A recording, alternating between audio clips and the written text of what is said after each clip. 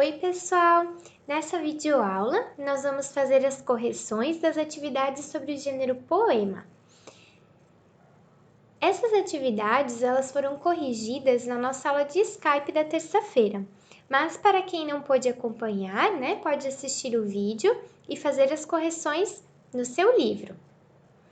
Primeiro, nós vamos corrigir as questões 2, 3, 4, 5, 6 e 7, das páginas 49 e 50 lá do livrão em língua portuguesa. Na questão 1, vocês tinham o poema Mais Respeito, Eu Sou Criança, do Pedro Bandeira. Então, vamos fazer a leitura desse poema para relembrarmos. Mais respeito, eu sou criança. Prestem atenção no que eu digo, pois eu não falo por mal. Os adultos que me perdoem, mas ser criança é legal. Vocês já cresceram, eu sei. Por isso, eu vou lhes lembrar. Para que ver por cima do muro, se é mais gostoso escalar? Para que perder tempo engordando, se é mais gostoso brincar? Para que fazer cara tão séria, se é mais gostoso sonhar? Se vocês olham para a gente, é o chão que vem por trás. Para nós, atrás de vocês, há o céu, há muito, muito mais. Quando julgarem o que eu faço, olhem seus próprios narizes. Lá no seu tempo de infância, será que não foram felizes? Mas se tudo o que fizeram já fugiu de sua lembrança, fiquem sabendo que eu quero. Mais respeito, eu sou criança. Questão 2. Converse com o professor e os colegas sobre o poema que acabaram de ler e registre suas conclusões. Qual é o assunto do poema, então?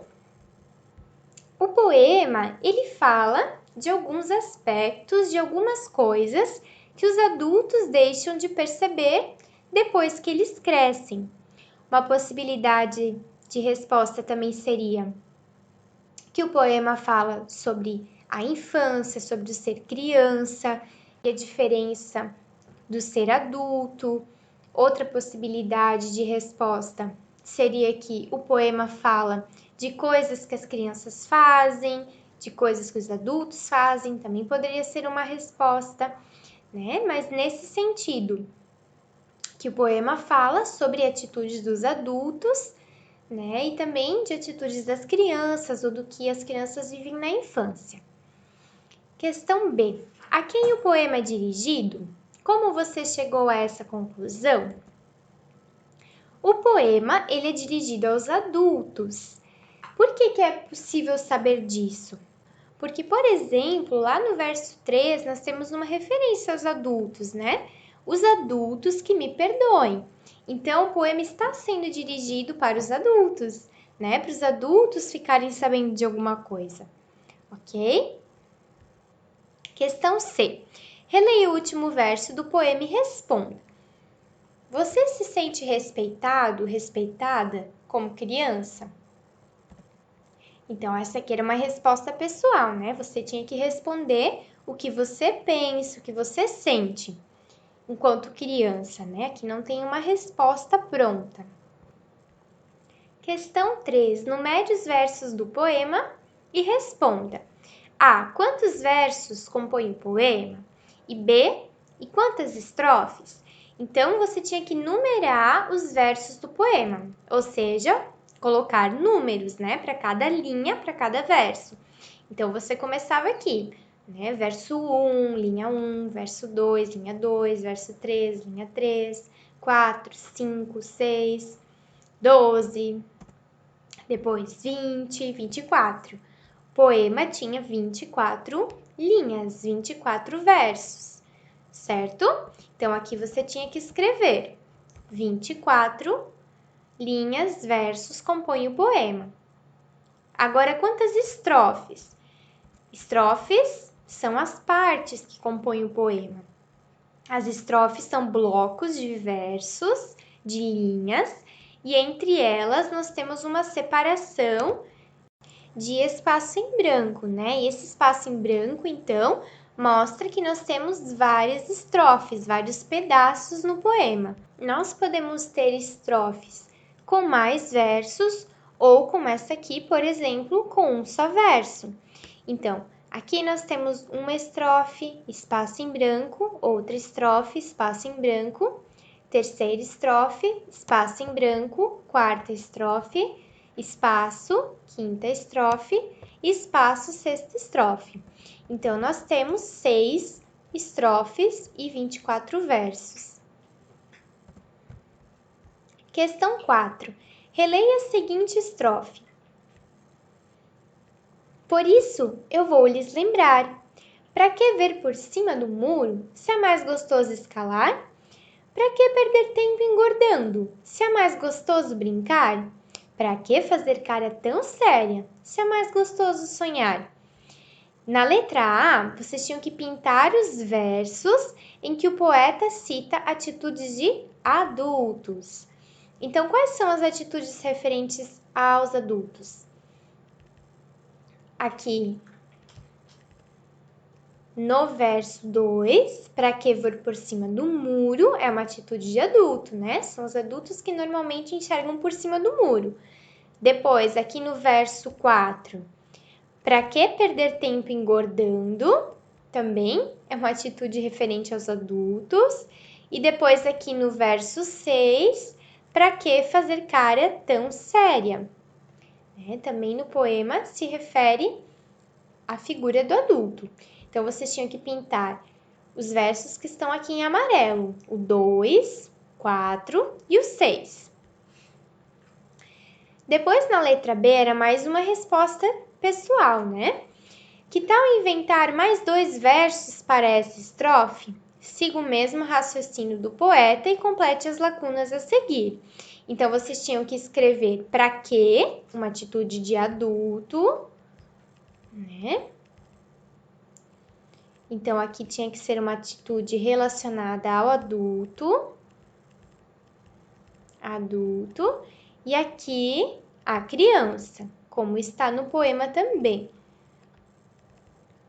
E você tinha que usar a sua criatividade, né? Não tinha uma resposta pronta e nem é bom que tenha, né? Não é ideia você fazer uma resposta igual a do colega, da prof. Daí é você criar o seu verso, tá bom? Então, uma atitude de adulto e depois uma atitude de criança. Questão 5. Releia esta outra estrofe do poema. Se vocês olham pra gente, é chão que vem por trás. Para nós, atrás de vocês, há o céu, há muito, muito mais. Questão A. A quem se refere a palavra vocês desse trecho, dessa estrofe do poema? Você se refere aos adultos, né? Se vocês olham para a gente, se os adultos olham para as crianças, é o chão que eles veem por trás. Então, vocês aqui se refere aos adultos. Questão B. Explique com suas palavras os 2 últimos versos dessa estrofe. Os 2 últimos versos são estes daqui. Para nós, atrás de vocês, há o céu, há muito, muito mais. Então, de novo, né? A linguagem do poema, ela nem sempre é uma linguagem objetiva. Por exemplo, aqui, quando se fala para nós, atrás de vocês, ao céu, há muito, muito mais, não está falando apenas o sentido do céu, né? O céu físico com as nuvens. Tem um outro sentido por trás da ideia que o poeta quis dar, né? Então, quando uma criança olha para um adulto, do ponto de vista dela, a criança, ela enxerga o céu, né? Ela enxerga aquilo que é infinito, que é imenso, é grande, né? Ela enxerga além, muito além. Agora, o adulto não, né? Diferentemente do adulto, que quando se curva para ver a criança, enxerga o quê? Enxerga o chão, não é mesmo? E o que o poeta quis trazer? Qual o sentido, uma possibilidade, né? Porque o poema não tem só um sentido, ele tem o sentido que cada pessoa compreende e sente. né? Mas um sentido possível seria que o poeta, com essas duas frases, linhas, versos, ele quer dizer que o modo com que uma criança enxerga o mundo é mais sensível, é mais divertido do que o modo como o adulto enxerga. O adulto vê as coisas de uma forma limitada, ele olha e vê o chão está ali e terminou, né? Agora o céu não, o céu é algo gigante, é infinito, né? O tamanho do céu. Então a criança ela enxerga muito além, ela enxerga outras coisas que muitas vezes os adultos não enxergam. E é esse o sentido que o poeta quis dar com esse trecho, né? Uma possibilidade de sentido. Ok? Questão 6. Procure no poema as rimas das palavras a seguir. Então, as palavras eram mal, lembrar, brincar, narizes e lembrança. Então, vamos lá, né? Vamos olhar novamente no poema. Pois eu não falo por mal, os adultos que me perdoem, mas ser criança é legal. Então, mal rima com legal. Lembrar no poema rima com escalar. Brincar no poema rima com sonhar.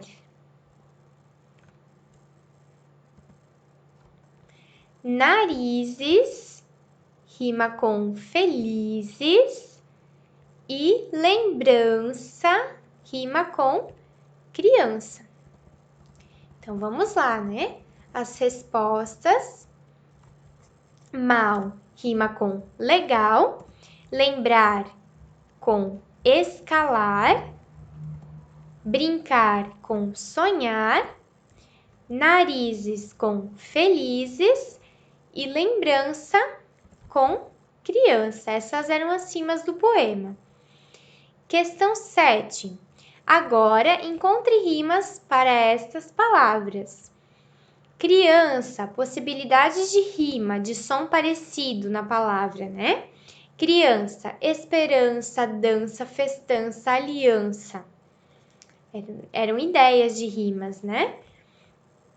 Alegria, poderia ser magia, fantasia, estripulia, calmaria, poesia.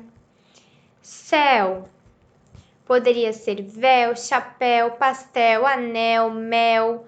O mel de doce poderia ser o mel da amiga mel da sala, né? Troféu.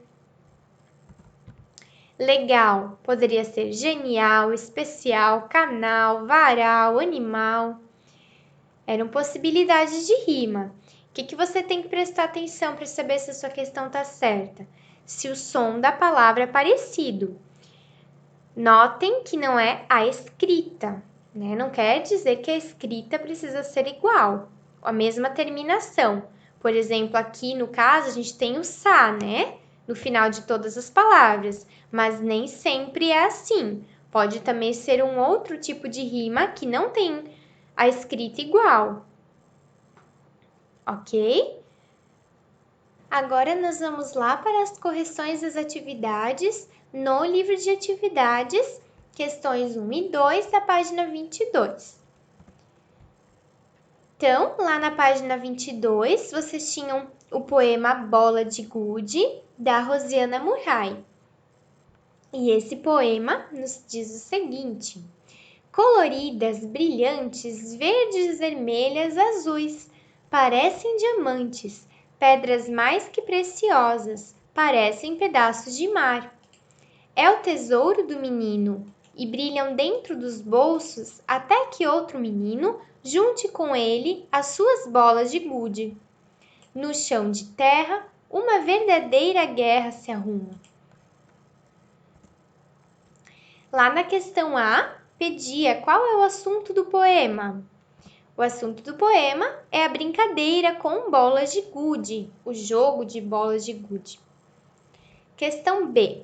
Numere os versos do poema e anote o total aqui. Então, eu já tinha um espaço para marcar o número dos versos, cada linha é um verso. Então, nós tínhamos 12 versos, né? 12 linhas. Então, você tinha que anotar o 12 aqui, referente aos versos do poema. E quantas estrofes tem o poema? O poema tem uma estrofe só. Prof, mas por que uma estrofe só? Porque nós não temos separação de espaços, né? Nós temos versos contínuos aqui, um atrás do outro. Então, é uma estrofe só, né? A gente não tem um espaço e começando outro verso. Nós temos um verso seguido do outro. Por isso, esse poema ele tem uma só estrofe. Questão 2. Pinte no poema os adjetivos usados para caracterizar as bolas de gude. Então, os adjetivos eram as cores, referentes às bolas de gude. Então, coloridas, brilhantes, verdes, vermelhas, azuis. Parecem diamantes, não, né? Porque diamantes, no caso, entra como um substantivo. Não é um adjetivo de bolas de gude. Só está falando que parecem diamantes, né? Mas não é a característica das bolas de gude. Pedras mais que preciosas. Preciosas sim, né? Um adjetivo no caso. Preciosas, as bolas de gude são preciosas. Parecem pedaços de mar, também não vai entrar como adjetivo, né? Só que as bolas parecem, ok? E não tínhamos mais nenhuma outra palavra para caracterizar as bolas de gude, certo? Então, coloridas, brilhantes, verdes, vermelhas, azuis e preciosas. Estes eram os adjetivos referentes às bolas de gude. Pessoal, então até aqui vão as nossas correções sobre as atividades do poema, né? Qualquer dúvida, se você não entendeu, a prof está à disposição para explicar novamente, se for preciso, né? Podem contar comigo. Então, um abraço com muito carinho para cada um de vocês.